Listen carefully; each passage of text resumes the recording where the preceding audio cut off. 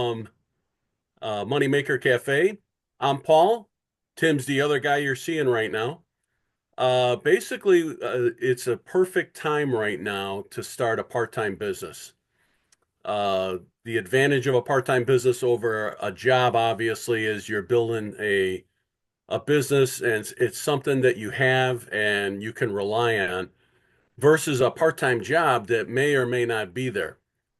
Given the past couple weeks here, you're just seeing huge amounts of layoffs. You're seeing stores closing, and it's really becoming an almost an untenable employment thing out there.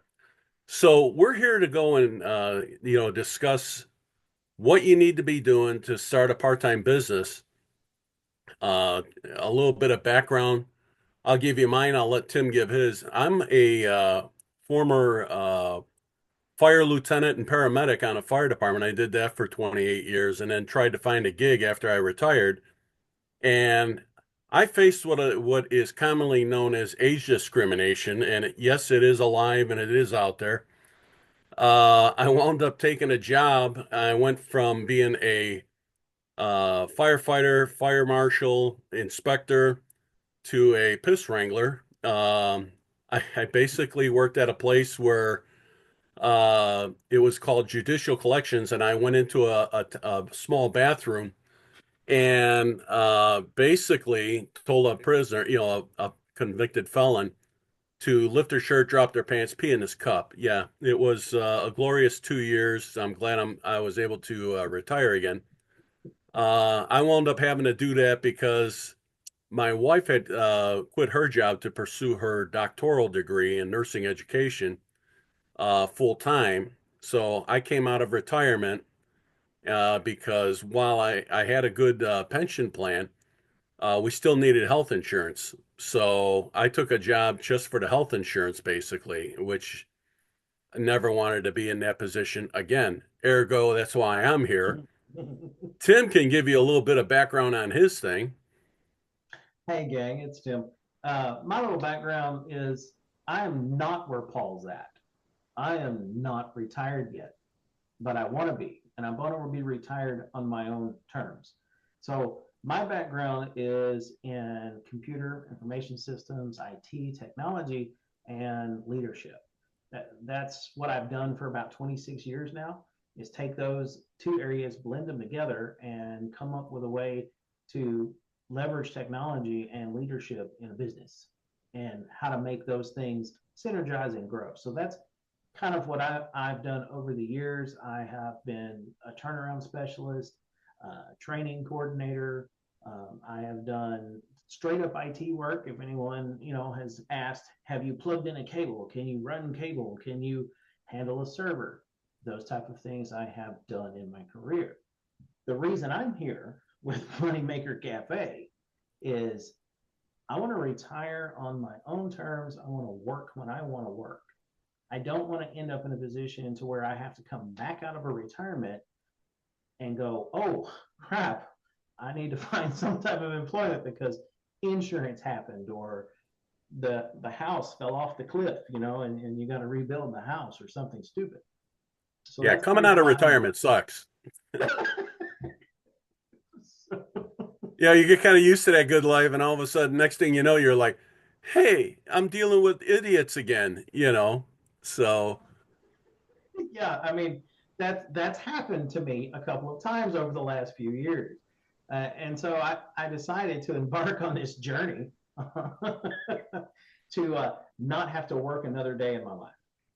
I wanted to embark on a journey that would get me to a point where I could work maybe 10, 15 hours a week if that's what I want to do, make my income, enjoy what I have with my family, my life, my friends, and not have to worry about what happens if my car explodes or the hot water heater explodes or, I need to do something for one of my kids. I didn't yeah, want to have to life's worry little about things that pop up all the time. You know what? I think the one thing that you skipped over is the fact that you build teams and you've worked and managed a lot of people and built creative teams.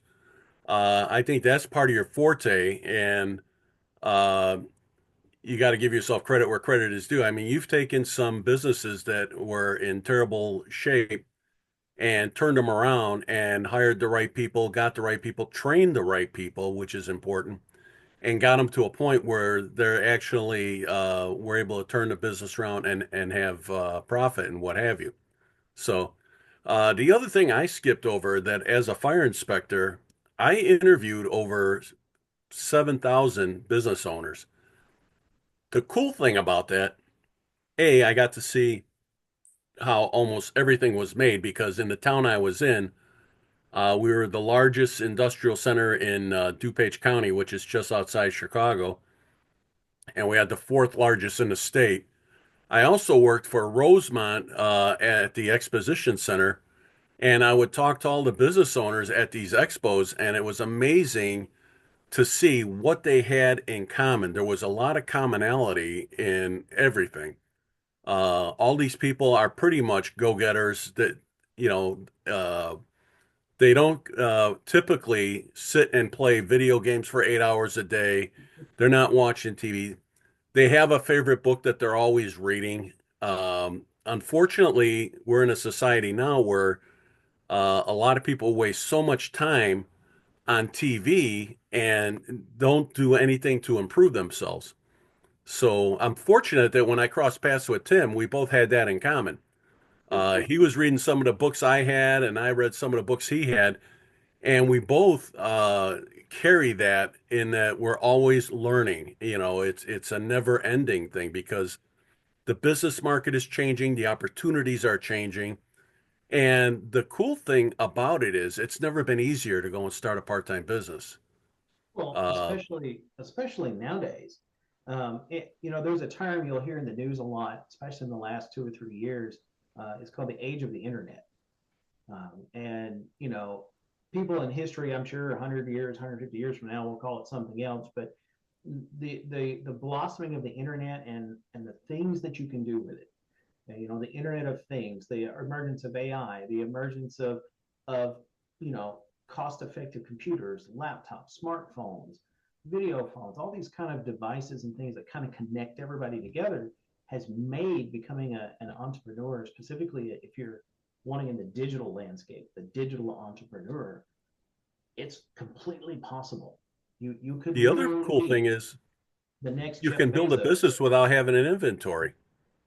Right. You You know, you could literally start it out with a laptop, a webcam, and before you realize it, 6 months, a year later, all of a sudden you've got to start up a business.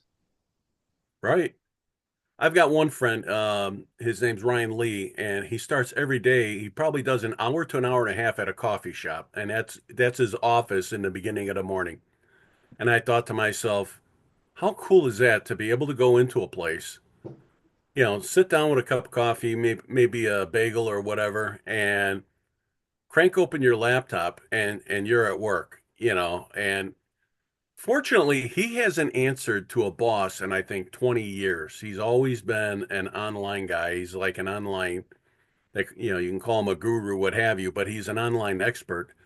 And both Tim and I have gone, listened to his stuff. I went to his event and it just blew me away when you get around events and surround yourself with the right kind of people. But the reason in this episode we want to talk is there's never been a better time and a more needed time to go and start a part-time business. Just yesterday, I was just talking to Tim and saying I saw that Starbucks laid off 1,000 their corporate guys, for a big outfit like that. The other day too, Joann Fabrics is gone out of business. 400 stores closing. You can just And Google and stores closing and unemployment, and it'll and just those are happening in every sector. It does not matter exactly. what it is. Even technology, even the tech sector, you're starting to see layoffs from Microsofts and Amazons and Apples and some of the big tech players in the world. They're laying things off and restructuring their businesses to meet the next demand. I think Apple just had their first layoff in probably 10 years, Quite a while. and that just blew me away. I mean, here's what's reported to be a $1 trillion company, And even they're feeling the effects and going and saying, hey, we got to, cut some of the dead weight. Not to mention what's happening in the federal government, in the last month or two. We see what's going on there. And that just can boggle your mind. I mean, I think just in the park service, 1,000 people laid off. Drop of a pen. You know, Prez goes and says, "Hey, I'm going to give this executive order." Boom. All those people that were at what was it, U.S. Aid or something? USAID. Right. Yeah, and I don't know how many people were there, but now they're out on the curb looking, on the outside looking in. So the bottom line is, now's the perfect time to start and get started. Whether you're in a business now that you can see the handwriting on the wall, if they're closing stores, you better start looking. If you're in a trade right now or a business where you got a job and you see there's no advancement, time to start building a part-time business or start looking for a new gig. Because I'll tell you what, in my wife's hometown there was a printer there. Unfortunately, they specialize in printing two things. One was the yellow pages, which almost nobody's using anymore. They go online. The other thing they did, they used to do all the catalogs for all the stores like Penny's, which is out of business, Sears out of business, and some of those. So they basically shut down the operation. And this was a huge place. This place there was three generations working at this plant. And they basically called everybody into the cafeteria and said, we're closing the plant down. If you want to relocate to Kentucky or to Louisiana, it'll be up to you to move down there and it's all on you. But, we'll try and find a job for you. And for the rest of you, they had some severance packages, a few of them, but a lot of them were just like, oh, and this is three generations. So there was kids in there from, call it 18 to guys that were in their 60s, and they were crying and just like nobody was prepared for it. You know, a lot of these people, and the bank doesn't care that you got laid off.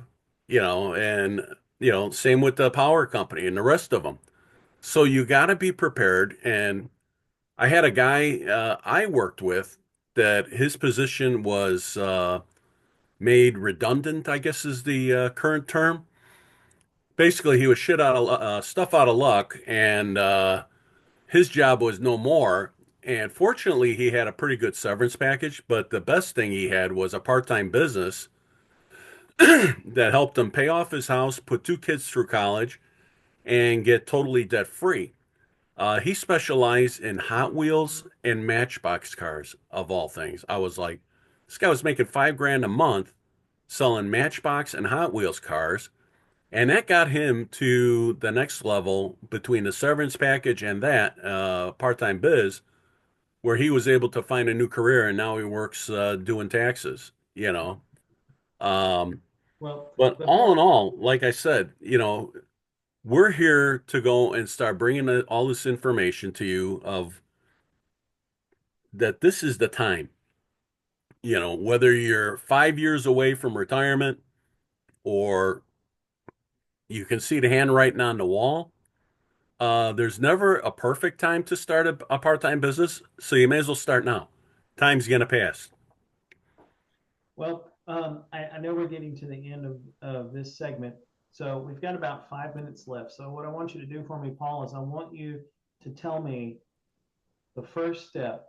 If you were sitting down going, okay, I know I want to do a part-time business. I know I'm good at what I do. How do I do it? What's the first thing I need to do? Well, I think it falls into two categories. If you have a skill set that you can go and monetize and market as a consultant, what have you, now's the time to develop a program and start marketing what you've got. And you can start part-time and you can leverage that into a full-time position. The other thing is maybe you're just tired of your position and you want to go and find something new. And there's plenty of opportunity. America is still the land of opportunity. Don't let nobody BS you. There's still a ton of opportunity out there. You just have to know what you're looking for.